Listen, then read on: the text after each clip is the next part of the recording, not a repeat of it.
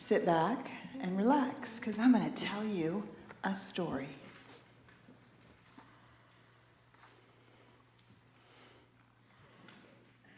Every Who down in Whoville liked Christmas a lot. But the Grinch, who lived just north of Whoville, did not. Now, the Grinch hated Christmas, the whole Christmas season. Now, please don't ask why. No one quite knows the reason. It could be his head wasn't screwed on just right. It could be, perhaps, that his shoes were too tight. But I think the most likely reason of all may have been that his heart was 2 sizes too small. But whatever the reason, his heart or his shoes, he stood there on Christmas Eve, hating the Whos, staring down from his cave with a sour, Grinchy frown at the warm-lighted windows below in their town. For he knew every Who down in Whoville beneath was busy now hanging a mistletoe wreath. And they're hanging their stockings. He snarled with a sneer. Tomorrow is Christmas. It's practically here. Then he growled, with his Grinch fingers nervously drumming. I must find a way to stop Christmas from coming. For tomorrow, he knew, all the Who girls and boys would wake bright and early. They'd rush for their toys. And then, oh, the noise. Oh, the noise, noise, noise, noise. That's one thing he hated. The noise, noise, noise, noise. Then the Whos, young and old, would sit down to a feast. And they'd feast, and they'd feast, and they'd feast, feast, feast, feast. They would feast on Who pudding and rare Who roast beast, which was something the Grinch didn't like in the least. And then they'd do something he liked least of all. Every Who down in Whoville, the tall and the small, would stand close together. With Christmas bells ringing, they'd stand in hand, and the Whos would start singing. They'd sing, and they'd sing, and they'd sing, sing, sing, sing. And the more the Grinch thought of this Who Christmas sing, the more the Grinch thought, I must stop this whole thing. Why, for 53 years I've put up with it now. I must stop Christmas from coming. But how? Then he got an idea. An awful idea. The Grinch got a wonderful, awful idea. I know just what to do. The Grinch laughed in his throat, and he made a quick Santa Claus hat and a coat, and he chuckled and clucked. What a great Grinchy trick. With this coat and this hat, I'll look just like Saint Nick. All I need is a reindeer. The Grinch looked around. But since reindeer are scarce, well, there was none to be found. Did that stop the old Grinch? No. The Grinch simply said, If I can't find a reindeer, I'll make one instead. So he called his dog Max. Then he took some red thread and he tied a big horn on the top of his head. Then he loaded some bags and some old empty sacks on a ramshackle sleigh, and he hitched up old Max. Then the Grinch said, Giddy up! And the sleigh started down toward the homes where the Whos lay a snooze in their town. All their windows were dark, quiet snow filled the air. All the Whos were all dreaming sweet dreams without care. when he came to the first little house on the square. This is stop number one. The old Grinchy Claus hissed, and he climbed to the roof, empty bags in his fist. Then he slid down the chimney, a rather tight pinch. But if Santa could do it, well, then so could the Grinch. He got stuck only once for a moment or two. Then he stuck his head out of the fireplace flue, where the little Who stockings all hung in a row. These stockings He grinned. are the first thing to go. Then he slithered and slunk with a smile most unpleasant around the whole room. And he took every present. Pop guns and bicycles, roller skates, drums, checkerboards, tricycles, popcorn and plums. And he stuffed them in bags. Then the Grinch, very nimbly, stuffed all the bags up, one by one, up the chimbley. You're a mean one, Mr. Grinch. You really are a heel.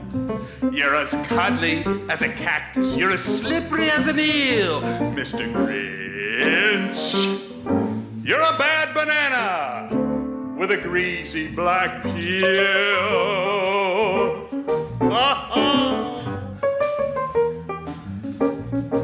You're a vile one, Mr. Grinch. You have termites in your smile. You're as cuddly as a cactus Or a seasick crocodile. Mr. Grinch. Given the choice between the two of you, I'd take the seasick crocodile.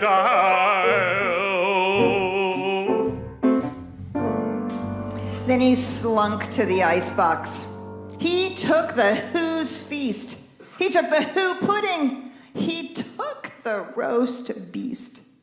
He cleaned out that icebox as quick as a flash. Why, that Grinch even took their last can of Who hash.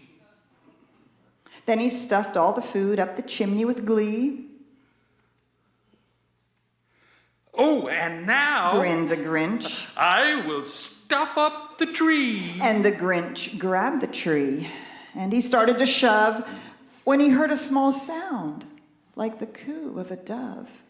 He turned around fast, and he saw a small Who, little Cindy Lou who was not more than 2. The Grinch had been caught by this tiny Who daughter who'd got out of bed for a cup of cold water. She stared at the Grinch and she said, "Santa Claus, why? Why are you taking our Christmas tree? Why?" But you know, that old Grinch was so smart and so slick, he thought up a lie, and he thought it up quick. Why, my sweet little tot, The fake Santa Claus lied. there's a light on this tree that won't light on one side. So, I'm taking it home to my workshop, my dear.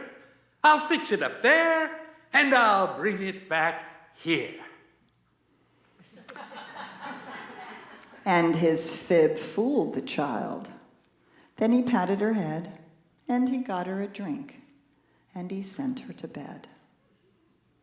And when Cindy Lou Who went to bed with her cup, he went to the chimney and stuffed the tree up. You're a foul one, Mr. Grinch. You're a nasty, wasty skunk. Your heart is full of unwashed socks. Your soul is full of gunk, Mr. Grinch.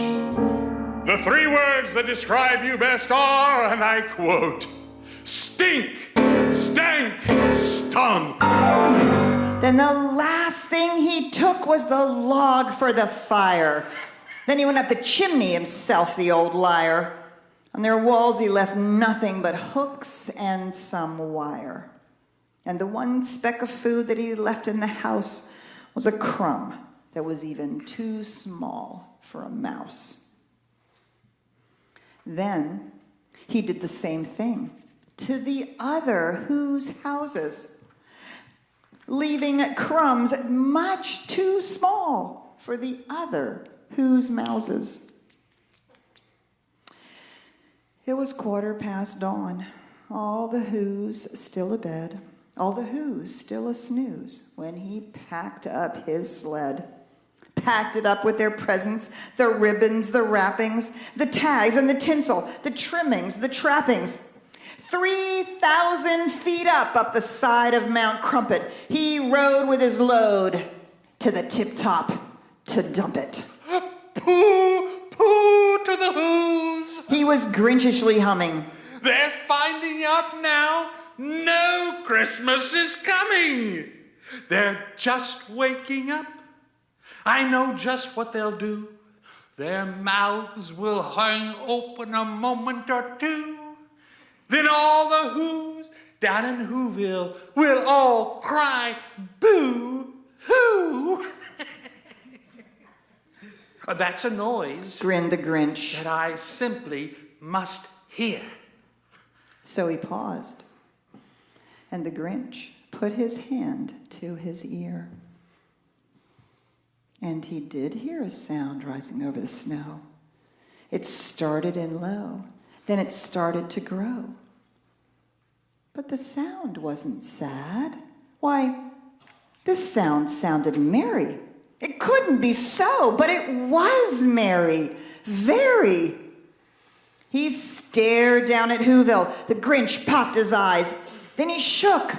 What he saw was a shocking surprise. Every Who down in Whoville, the tall and the small, was singing without any presents at all. He hadn't stopped Christmas from coming. It came. Somehow or other, it came just the same. And the Grinch, with his Grinch feet ice cold in the snow, stood puzzling and puzzling. How could it be so? It came without ribbons. It came without tags. It came without packages, boxes, or bags. And he puzzled 3 hours till his puzzler was sore. Then the Grinch thought of something he hadn't before. Maybe Christmas He thought. doesn't come from a store. Maybe Christmas, perhaps, means a little bit more. And what happened then? Well, in Whoville they say that the Grinch's small heart grew 3 sizes that day. And the minute his heart didn't feel quite so tight, he whizzed with his load through the bright morning light, and he brought back the toys and the food for the feast. And he himself, the Grinch, carved the roast beast. The end.